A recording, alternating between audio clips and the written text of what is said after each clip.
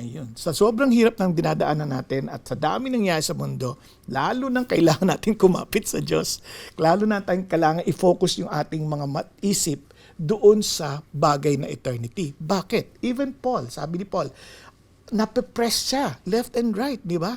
Pero nasasariwa yung kanyang puso at yung kanyang inner life. Bakit? Kasi he focuses not on the temporary, kundi nakafocus siya doon sa eternity. Sabi yung mga bagay nakita mo, pansamantala lang yan.